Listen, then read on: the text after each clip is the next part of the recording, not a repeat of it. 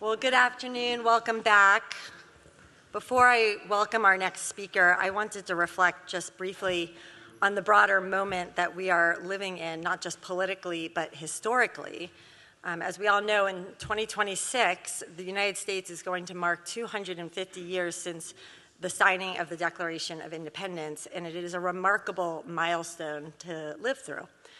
John Adams wrote to his wife Abigail on July 3rd, 1776, that independence ought to be commemorated with pomp and parade, with shoes, games, sports, guns, bells, bonfires, and illuminations, from one end of this continent to the other, from this time forward, forevermore. And like Adams, historian David Waldstreicher understood these public celebrations are not frivolous exercises for fun. In his book, In the Midst of Perpetual Fetes, which I highly recommend, he explains that public rituals and celebrations, like the ones we're beginning to do again now for the Semiquincentennial, are acts of nation building. These are tools to unify at the time a regionally and politically diverse and often divided population. Our founders understood that celebrations around our country helped generate a shared sense of identity and national unity that was not imposed from the top down, but that formed organically and emerged naturally and democratically. And as Professor Milkis shared with us at lunch this afternoon, these celebrations are what hold us together, and they are a celebration of our self-governance.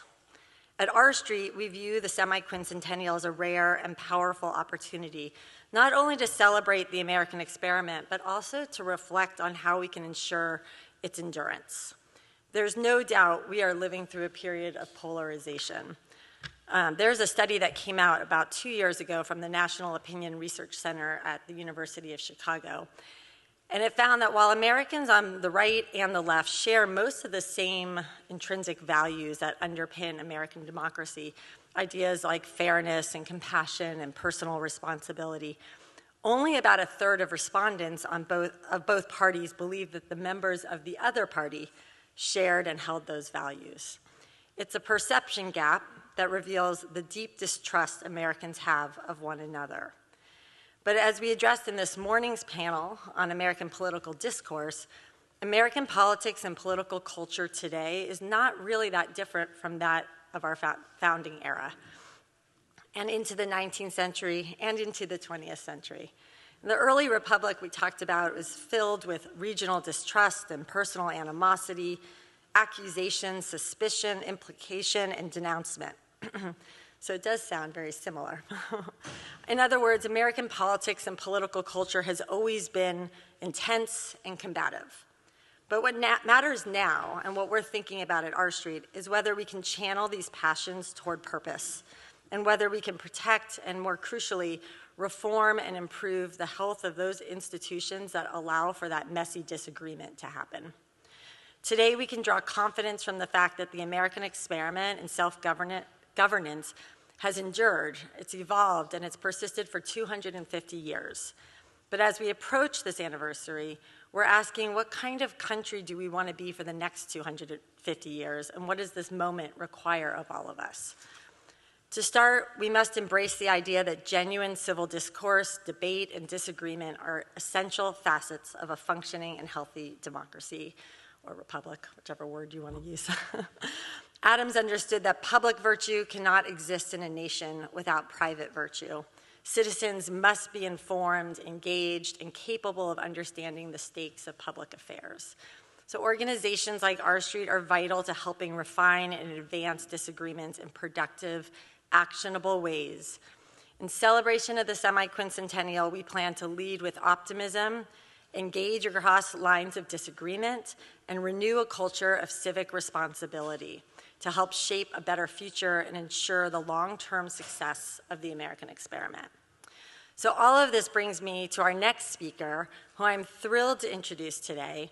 We are honored to be joined by Jennifer Condon, Interim Executive Director of the U.S. Semiquincentennial Commission and Executive Vice President of America 250. In 2016, Congress established America 250 to plan and orchestrate the 250th anniversary of the signing of the Declaration of Independence, and its goal is for this to be the largest and most inspiring celebration and commemoration in our nation's history.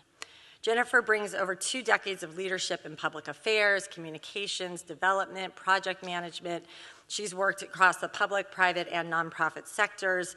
And prior to her role as Interim Executive Director, she served as Chief of Staff and VP of Outreach at America 250. In addition, Jennifer has held senior roles in organizations focused on child welfare and adoption advocacy. She holds an MBA as well as a bachelor's in international relations from Bucknell University. And much like our founders who place great value on spending time outdoors for mental clarity and well-being, Jennifer is also a registered yoga teacher, clearly someone who knows how to balance exercise of the body and mind in equal measure. So please join me, excuse me, in welcoming Jennifer Condon and in continuing this important conversation about how we commemorate and reimagine the promise of American democracy.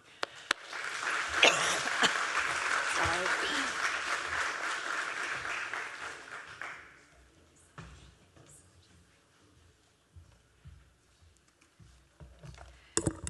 Well, good afternoon, everyone. Sometimes I think I use that yoga certification and just like the mental clarity more than anything else in planning America's birthday. But it's such a pleasure to be with all of you today. Let me begin by thanking Sabrina for that warm introduction. And I'd also like to thank R Street for just your partnership to Jeff and the team. They've just been with us from day one, learning about what we're doing and figuring out how we can integrate efforts on our journey to creating a more perfect union. As Sabrina said, I'm Jen Condon, and I serve as the Executive Vice President of America 250. I'm the Chief Executive of the sole supporting nonprofit to the United States Semiquincentennial Commission. America 250, as Sabrina said, was established by Congress in 2016 to plan and orchestrate the 250th anniversary of the signing of the Declaration of Independence, America's Semiquincentennial. And our aim is for this to be the largest and most inspiring celebration and commemoration in our nation's history. We want to engage all 350 million Americans by the 250th, a goal we call 350 by 250. And this afternoon, I want to share some of the amazing programs that America 250 has created and suggest some ways for all of you to engage in the months ahead. But first, I want to start with why this matters. What is the semiquincentennial actually for? What good does celebrating this particular historical milestone do for our country? What problems can it solve? Let me start there. For one, many Americans, particularly young Americans, are more cynical about their institutions, their country, and even more each other than any other time in American history. We've seen this again, time and again. We can find these moments in history where it's analogous to what we're feeling right now, but truly there's something unique about this moment. Polling by Gallup shows extreme pride in being American is near record lows, and it's been this way for several years. For young Americans aged 18 to 34, only 18% say they are extremely proud to be an American. What if you asked them their top feelings associated with America's 250th birthday? Well, 1 in 4 Gen Z respondents said their top feeling was indifference, apathy, indifference. Now, to me, to our organization, that's a huge problem we need to solve for, and I think many in this room would agree. And then there's the challenge of disconnection. Many Americans are more socially isolated than ever before. We don't have as many block parties. We don't have as many book clubs. There are fewer places for people from different backgrounds to regularly come together face to face. We become the other to each other. And when we lose those everyday moments of connection, it becomes easier to feel like we're in this alone. Consider this amazing stat from the American Psychiatric Association. 25% of U.S. residents are lonelier today than they were before the pandemic. 25%. Now, here's why all this matters. Because when people feel disconnected, they stop believing in shared effort, shared sacrifice, and shared purpose. And when people lose faith in their country, they stop showing up for it. And that's the challenge we all face in this moment. In the hundreds of conversations I have with other organizations, they're facing the same realities as we are. So how do we take this critical moment in American history on this journey to creating a more perfect union and make folks feel more unified, more connected to each other? And to recognize that patriotism is not hijacked by an ideology or a party, but it's something that we all as Americans should feel. And it's something that we all have a stake in solving together. And that brings me back to America 250. America 250 is not just about a big fireworks show on July 4th, 2026, and it's not just about DC or Philadelphia. We're going from Guam to Alaska, Fairbanks to Philadelphia, and everywhere in between. Yes, we are going to create those once-in-a-generation moments of celebration. And yes, there will be fireworks. But we're also building a movement that will continue to engage and unite Americans long after the fireworks fade. And I'll share a little bit about the programs that we have underway. America 250 successfully launched our first public initiative on July 4, 2023 at a Milwaukee Brewers game with America's Invitation. We wanted Americans to know that this birthday celebration was coming, and we polled, and most Americans did not know that.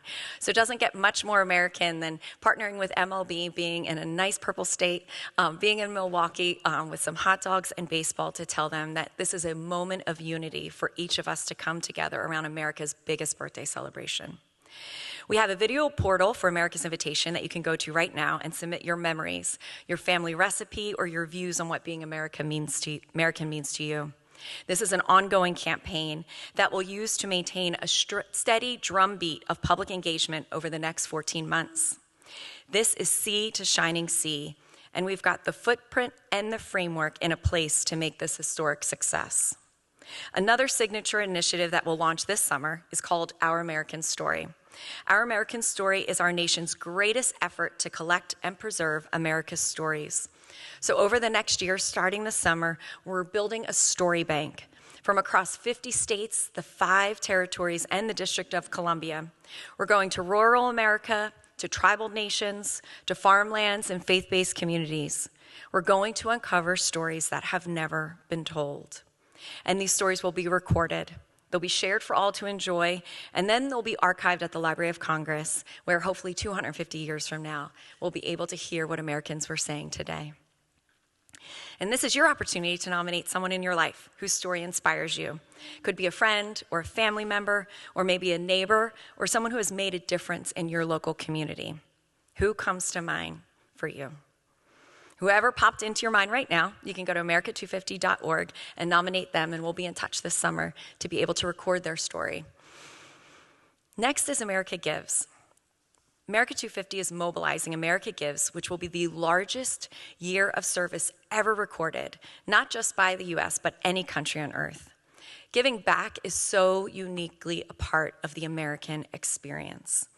And we want to ensure that those stories of everyday Americans are highlighted in terms of how they're giving back to their local communities and being able to empower Americans to be able to know how to give of their time, their talent, and their treasure at local organizations within their own towns, communities, and states. By mobilizing communities on Martin Luther King Jr. Day and 9/11, the only 2 federally recognized days of service, we hope to foster a year-round effort that boosts volunteerism, public service, including military service, the work of our foundational institutions here in the United States, as well as charitable giving. And hopefully I'll inspire some friendly competition from around the world. Because remember, the eyes of the world will be on us in 2026. The U.S. is hosting the World Cup, and then 2 short years later are the Olympic and Paralympic Games in 2028. Another very special program we've launched is called America's Field Trip. America's Field Trip is a national student competition asking students in grades 3 through 12, what does America mean to you? The award recipients get to choose from a series of unique, kind of once-in-a-lifetime experiences with federal agencies and many of our private partners. And the beauty of this initiative is that most of these backstage experiences have never been offered to the public before. And we saw from many of our members of Congress, from our chair, who's the former Treasurer of the United States, they were getting these experiences and being told this is only for a member of Congress. And we said, well, what if we opened this up and gave access to America's youth, the future of our country? And so, for example, last summer, awardees took a field trip to the Statue of Liberty. But it wasn't just an ordinary tour. They took a private National Park Service boat from Manhattan to Liberty Island. They went up to the Crown. They visited Ellis Island and were hosted for lunch by the CEO of BNY Mellon. I took the Yellowstone trip, and on it, every single child that was on the trip, they come with one parent or a guardian of their choosing. They had never been on a plane before, and every single one of them had never left their state. So being able to bring them to these national treasures just reinvigorates this love of country and also this sense of civic education.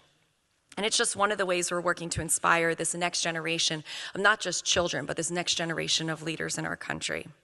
We launched a new round of America's Field Trip Contest last fall, and the interest we've received has been phenomenal.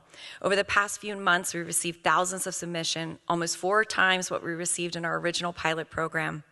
And I've got to say, if you're feeling down about the state of America, just read some of the past submissions on our website. It's impossible to not feel optimistic reading about how these kids think about America. And I'll just read one quick example from a 5th grader. This comes from Lyric in Phoenix, Arizona. America is like a huge music festival. One neighbor cranks salsa, another plays jazz. Down the street, you'll hear mariachi, and my mom loves to blast hip-hop tunes. Some might think all this music is just noise, but I think it's a sweet symphony. In America, everyone brings their own special song, forming a harmony. We don't always agree on the same music, but when we play it all together, it creates something beautiful. That's what's so awesome about America. We have the freedom to express ourselves however we want, even if it means playing our favorite songs really loud. How great is that? Again, over the past few months, we've received thousands of these submissions, each one representing a young American who took the time and the effort to reflect on what this great country means to them. So in conclusion, the programs I've shared are just the beginning, and we're excited to roll out more initiatives in the months to come and amplify the thousands of programs that will happen at the state and local level with our state and territory commissions, as well as our partner organizations. I hope that you will find ways to engage with us in those months ahead. We need everyone to feel that renewed love of country. It is a once-in-a-generation opportunity to unite, to truly unite around something that is not a tragedy. We see those moments in U.S. history where we come together around a tragedy, but this is a moment for celebration, for commemoration. It's just as much about our history as it is our future. And we need your help to activate service efforts in your local communities.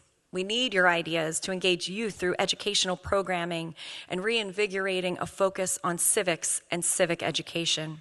We need your help to better tell the stories of service that are so essential to America's story. If 2026 is going to mean something, it needs to represent all Americans. Every American needs to see themselves in this narrative. And with your help, we can achieve our mission of creating the most inspirational celebration in our nation's history. Thank you.